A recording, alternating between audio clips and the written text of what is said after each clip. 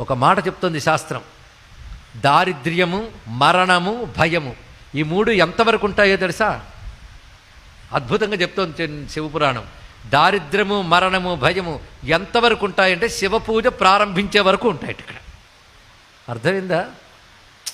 తెలుగులోనే చెప్పానమ్మా నేను. దారిద్ర్యం, మరణం, భయం ఎంతవరకు? శివపూజ ప్రారంభించే వరకే దారిద్ర్య మరణ భయాలు ఉంటాయి. శివపూజ ప్రారంభించాక శివానుగ్రహం వల్ల అవన్నీ తొలగిపోతాయి. అది చెప్పాడు. శివుడు ఎలా తొలగిస్తాడు? ఏ ప్రారబ్ధం వల్ల ఇవి వచ్చాయో ఆ ప్రారబ్ధాన్ని రెక్టిఫై చేస్తాడు ఆయన ఇక్కడ.